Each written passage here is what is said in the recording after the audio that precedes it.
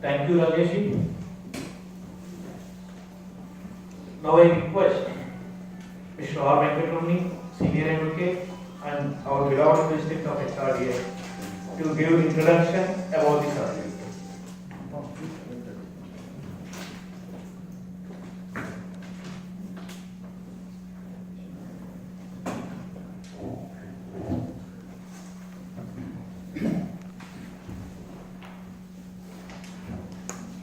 Human rights are not matters of right.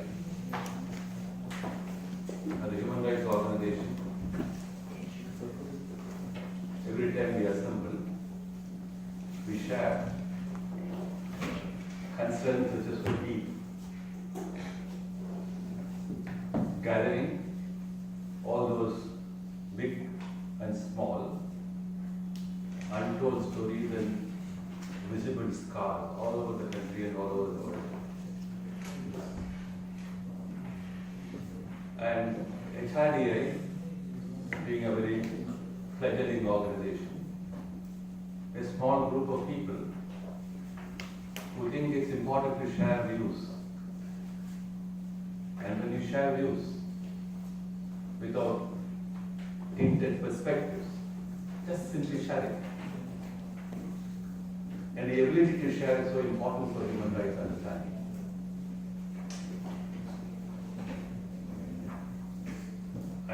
After being invited to be part of this very committed human rights organization, this is not a mass organization.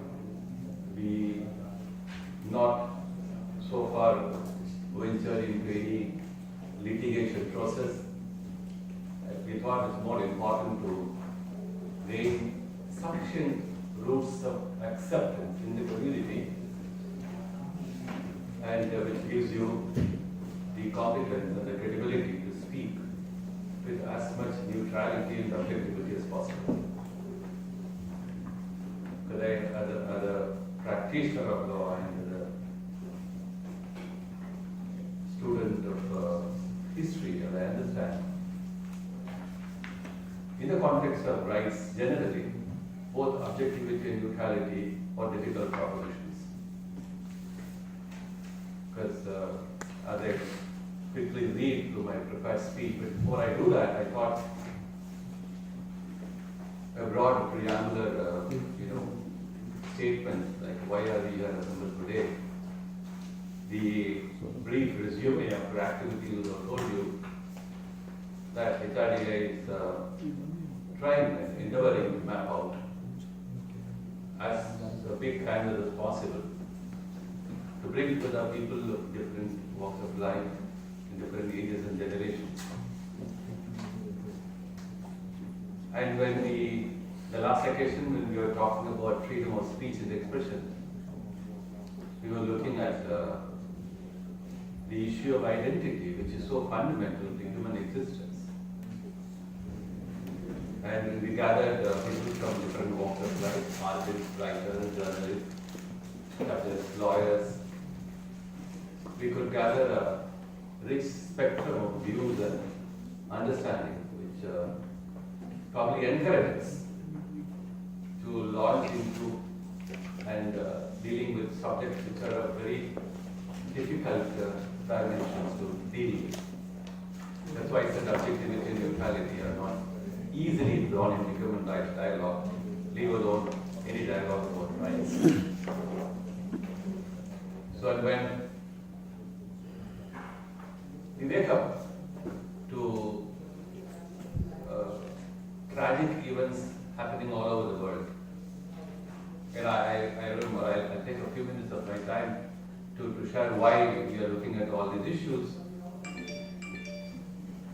Students of law are necessarily drawn into understanding why law exists at all. And as we study jurisprudence, we are told that there are different schools of thought which look at the understanding of law, the concept of law, the role of law, justice. So we are given textbooks to read and understand about law and justice. But these textbooks tell you only very, very little part of the story. As you grow into the law in movement, law in making, and law in enforcement, and law in the process of its engagement with civil society, we get a lot of very difficult stories, very disturbing stories. And I think it's a stuff for a lawyer to understand, to gather these very disturbing stories and to make something better out of them. And as a human rights organization like this, I think it's important for us to find out from the worst that's happening around all of us, the best that can emanate from what we can do. So as I said, human rights is not about good literature. It's all about the darker side of human nature and human civilizations. If somebody writes that the history of religions is nothing but blood, perhaps somebody is saying very true. If somebody says that constitutions have grown as an idea in the past for 200, 300 years and has stayed fairly well in different parts of the world, it's also because that human beings all over the world are generally beginning to recognize the importance of staying within law and order. As civilizations grew out of being together, being a community, where values are generated, where moral feelings which are intrinsic to human nature, whichever way you look at morality, that's a different issue altogether. So every one of us has a certain intrinsic response to our relationships, good, bad, indifferent. That's where morality comes in. So all these are very rich parts of human nature. At the same time, we have the other darker side of human nature where it consistently and probably for a long time, and perhaps will continue to do so for some more time, to refusing to look at what it is doing wrongly for its own neighbors, for its own immediate neighbors.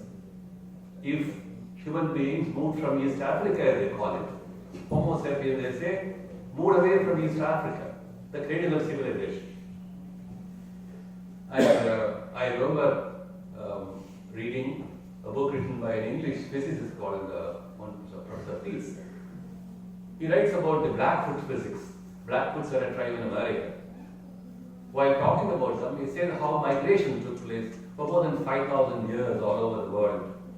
And how people traveled from Africa, Asia, via Siberia, across them to North America and South America.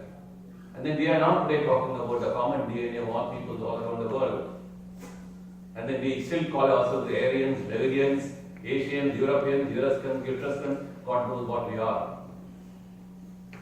So look at where we are landing, despite the rich knowledge we have gathered about what we were in the past 5,000 to 10,000 years. I think human rights therefore cannot look in isolation. It is something, a flowering of the human mind to be looking at the flourishing part of human life. When all of us are in a flourishing state, it means that we take care of each other's well-being. To be able to take care of each other's well-being is to be able to keep on discovering doctrines, systems, institutions in different parts of life, economics, politics, political and social institutions. So how do we keep discovering these new institutions, new principles, new doctrines, where ultimately will be driven by the one common urge that each and every one of us has a fundamental need to be flourishing, to be able to live in a state of comfort and goodwill and sharing. I don't think that these fundamental values of human civilization, the humanity all over, will be completely, dwarfed by those little darker aspects of human nature. So as many times as we can speak about, as many occasions we can talk about, and as many people we can address on these, if possible, eliminating or the little darker side of human nature, I think we'll be doing a great job. So our decision to talk about statelessness in India was in this context. I would have definitely loved to read through my prepared speech, but I'll certainly do become part of them. But I think when we try to talk, from heart to heart, the communication is more direct and it's so quick. We can all talk about how the emanation of human rights post Second World War and things like that, particularly a European contribution to understanding of rights and justice across the nations and within domestic frontiers. But the tragedy, the irony is that Europe generated the Universal Declaration of Human Rights. Europe has contributed to a good deal and a great deal of violations of human rights. And no part of the world, no race in the world can pat themselves on the back saying that because of a race, because of our superiority in terms of economic development, we are complete human beings. I think no part of the world, no continent, no country in the world can talk in those terms.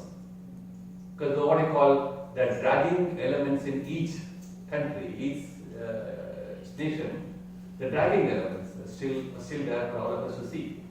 They can be race, they can be caste, they can be sex, they can be any one of the combinations of them. And if in law schools, if students have to be told that we are entering a 22nd century, and we are trying to have a deeply rooted idea of constitution, and we govern ourselves by constitution, and we have institutions to protect all those fundamental values of the constitution, we are told that we are becoming part of a civilized system of life. And when students walk out after gathering all these very nice, nicely articulated phrases, statements and propositions, and when you confront this with the reality, you are told that look here, you have to learn much more than what you have learned in law schools. And that's not true only of law, students of law. I think it's true of people all over the world. I may be having the highest position in a institution. I may be enjoying the highest position as civil servant. I could be probably the most groomed politician, and so on and so forth. But all of us, I think, have this very important thing happening in our life, namely that we are continuously confronted with and are called upon to shed what I may call the dragging elements of our mind. The mind has a lot of dragging elements. How far can we move ahead and how readily we can shed all these dragging elements is a more question. It's a challenge to each and every individual. It's a challenge to a nation, it's a challenge to a community, it's a challenge to all those who think that we are better off by having an identity in terms of race, caste, language, religion, faith, so on and so forth. I thought that to just share this very broad concept. You don't go to sleep every day restfully if you can only mindfully look at the rest of the world. Because what's happening in the rest of the world is part of what's happening to you, unless you feel you are not part of the rest of the world. So human rights is all being about how each one of us individually and collectively will be able to think that we are part of the rest of the world. Having said that, let me quickly read a bit of what I have gathered. We are assembled here to talk about the lives of millions of people who are internationally abandoned. They are in search of law, justice and compassion. They are international citizens, but in search of national citizenship. They are migrants in search of meanings of borders and protection. The enormous efforts of the United Nations notwithstanding, they are in constant appeal to all of us who are secure and comfortable within our borders, within our identities, under the shelters of constitutions and laws. Unlike many other human rights debates and enforcements, a refugee, an alien, a stateless person faces several great walls of China not easily scaled. HRDI has no affinity with the state. It is neither left nor right. Human rights themselves are neither left nor right. Human rights are simply assertions against all authority which denies dignity and identity. Human rights are therefore aspiration towards building an ethically and morally healthy universal values and freedom and neutrality. Ideologues simply talk about the contradictions involved in translating human rights into reality. HRDI strongly feel that both at the national and international level, we need to rebuild the roads ahead, far removed from the beaten tracks of ideological grids and conflicts. As an English economist observed, an identity of being on the left has become a lazy way of feeling more morally superior. An identity of being on the right has become a lazy feeling of feeling realistic. Few more introductory remarks will be appropriate. All civilizations have talked about just and unjust wars. It said even in the ruins of the Roman Empire, there was a call by humanists for natural law restraint and war making. The rise and fall of the Roman Empire captured this idea. India's great epic Mahabharata talks about it. It also talks about the perennial importance of humanitarian values. Hugo Grotius, so intimately connected with international law, perceived the affirmation of the legal and moral unity of mankind. Ancient Rome, the center of state, reformed on laws partly common to all humankind. To Grotius further, if no association of men can be maintained without law, surely also that association which binds together the human race or binds many nations together has need of law. Now this law of nations is true in the same manner as the unwritten civil law, and that is by the continual experience and testimony of the sages of the law. That part of international law which is state-centric is built on the notion of state and countries as units of international law. On the contrary, the human rights part of international law is built on principles of dignity and identity, on principles of self-preservation, on principles of protection and flourishing of human personality. Human rights therefore envisage that it shall be permissible to defend one's own life and to shun that which threatens to prove injurious. It is also permissible to care for oneself and to retain those things that are essential to life. The deliberation that are sought to be taken here as a small beginning of a long journey. It will be a long journey which will assemble women and men of law who may have nothing to lose but their prejudices. Students who have nothing to lose but their innocence. Economics and finance pundits who have nothing to lose but their fragile doctrines. Persons in political field who have nothing to lose except their tinted glasses and laid back ignorance. And finally, the common women and men in areas of assumed conflict who have nothing to lose except their Buddhist past. HRDI considers that big mainstream debates are so polarized that the essential insight and steps deserve to be taken get mired in empty debates. Moral and ethical values and the communitarian consideration that must inform all people all over the world will give us all the strength to draft new convictions, fundamental bondage, the ability to share, and top of all, the inclination and willingness to cast away old, worn-out habits of thought and justice. I read the paragraph in the 1954 UN Convention on Stateless Persons came as a profound response to Europe, Germany, in the Second World War. The deep scars of agonizing inhumanity delivered the Universal Declaration of Human Rights, 1948, and soon thereafter, several conventions and covenants. Those who were victims of the German Holocaust and the war, breakdown of several nationalities of Europe, coupled with the consequence of Soviet expansionism and the Cold War, led to the first wave of stateless people. The story did not end there. Europe thereafter witnessed the casualties of grand socialist experiments. The Eastern Bloc became the epicenter of new and emerging race and ethnic battles in almost all the erstwhile socialist countries. The next European statelessness occurred. This volcanic blow up, as all of us know, is yet to cool as the inability of people to shed their racial and ethnic prejudices continue to dwarf their minds. These enters the wave of statelessness. Meanwhile, the African continent began to face and suffer from international and domestic predators in the form of dictatorships, resources plunder and genocide. This presents yet another mixed bag of statelessness story. One wonders whether all these had inevitably cast their great dark shadows on the Asian continent. Sri Lanka, Malaysia, Nepal and Tibet, and recently Myanmar are countries with long-drawn ethnic and identity conflicts of intensity. India, fortunately, did not generate any or produce any of these conflicts. But India has become a victim of the neighbor's wrongs. The slow but steady and invisible migration of people from neighboring borders has therefore generated mixed reactions from hostility and acceptance, the indifference and apathy to human rights arguments, to oppose the government with a view to generate hostile perceptions. international critiques and to some extent internal disorder of concern to national security and integrity. All this presents a complex picture. Which aspect of which law, international, constitutional, or the domestic law should matter? Which alleged failure of governmental action is a real failure of humanity? Which aspect of state action or private citizens' wrongs can be brought under constitutional scrutiny by courts? Do courts have the vision and strength to generate alternate blueprints for democratic consumption and action?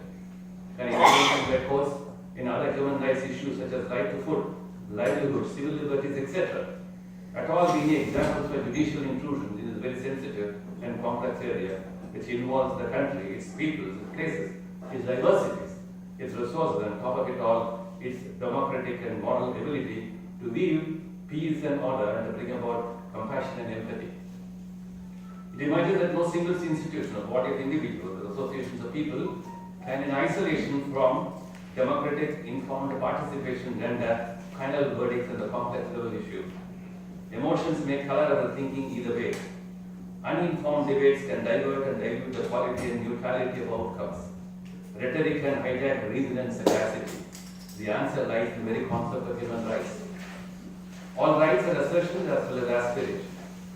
All rights involve the wide engagement of fission and fusion. For every right demands elements of yielding and giving up as well as sharing, inclusiveness and fairness. No other concept than the concept of Dharma catches all this kaleidoscopic mosaic. We need to engage in great measure on the fusion aspect of rights. Let's come back to the UN Convention of Statelessness. The 1954 Convention envisaged that the scars of the World War II would heal in quick time and can be managed by deft international, essentially allied persuasions. But we saw new ones and new brands of domestic intolerance and violence in national borders. The 1961 Convention endeavored to map out more solutions and definitely more humane. Reduction of statelessness as a statement with an imaginative perspective. If only governments and peoples around the globe were willing to move away from hardened parochialities, this would have worked. Let's briefly examine how international law works and gets enforced. Cecilia Hart famously stated that where there is law, obligation follows. Similarly, Louis Henkin, the international lawyer, stated, almost all nations observe almost all principles of international law almost all the time. How realistically the statements of international law compliant is a moot point. In international academic theory, several expressions have been offered to explain the question, why do nations obey international law? Those are power, self-interest, rule legitimacy, communitarian explanation, and legal process explanations, namely horizontal or vertical transmission and acceptance of international law. Let's also notice that while reasons and explanations for lawful behavior within the domestic sphere and the international domain may overlap, significant differences do exist. Those differences are in the very nature of international relationships and dealing with sovereign nations. It is said that globalization and international trade have virtually diluted notions of national sovereignty. That no nation which is part of the international trade regime can neither lightly deviate from the WTO norms nor they can afford to do so. However, when it comes to international law of human rights, the picture is understandably different. Within the domestic sphere, people conform to a rule of law when doing so is convenient. They may comply for reasons flowing from the consequence of complying to non-compliance. They may obey the law when people are internalize the rule or the law as part of their internal value system. This internalization process in the domestic sphere is a matter between the peoples and the persuasions or compulsions of the constitution, the laws and institutions of governance. The same motion from conformity to compliance and to obedience does not happen in the same way in the sphere of international human rights. It's true that transnational legal enforcement occurs through a vertical process that involves international institutions, international persuasions, international networks, international legal academics and lobbies, and at the end of the chain, domestic governance exciting their choices that avoids the perception that governmental actions are seen as unlawful and unfair. Again, as you noticed earlier, compliance and obedience to the difference in national human rights will be essentially distinct. When it comes to matters such as refugees or stateless people, the obedience to international convention is not a smooth transition from conformity to compliance and to obedience. A quick example is what happened in the case of Haitian and Cuban boat people. The United States began the return of refugees need, claiming that the Refugee Convention of 1951 did not bar extraterritorial repatriation. And even though United States law provided that refugee is not to be returned to their persecutors, the US Supreme Court left it to the wisdom of the United States to go ahead with the refugee return policy. India has not ratified the UN Convention relating to stateless persons. The broad persuasion of these conventions is that no person shall be left without a nationality and that laws relating to citizenship shall not be in derogation of its mandate. The Citizenship Act of 55 has been amended a number of times. The 1980 amendment is the follower of the Assam Accord. The 1992 and 2003 amendments brought in the concept of illegal migrants. The prevailing principles of acquisition of citizenship, namely birth, by descent, by registration and by naturalization, as they exist in the Citizenship Act, do not provide for easy assimilation of all migrants into the Indian territory. The recent amendment of the Act is willing to affect persons belonging to religions and faiths which are minorities in Afghanistan, Bangladesh, and Pakistan. Muslims in any order from those countries would be housed illegal migrants. The UN conventions also contemplate non-discriminatory treatment to stateless persons. Pending acquisition of citizenship, they are entitled to enjoy all rights available to citizens. The phenomenon of detention camp can be said to be departure in this convention. We thus see a lot of untied ends, both in the context of Tamils from Sri Lanka and Rohingya. It is also possible to raise concerns of terrorism. Can India go beyond the 2019 amendment of its Citizenship Act? Can India, regardless of its lack of proximity with the UN conventions, chart out more humane solutions? The UNHCR has an ambitious plan of action. The year by 2024, statelessness will cease to be as it exists today. The object of deliberation will be to explore the fault lines in the flag of homes. An ancient proverb says that before we can see properly, we must first shed tears to our ear to clear up the way. A few tears can be shed today to give us the thing to see clearly. Thank you for your attention.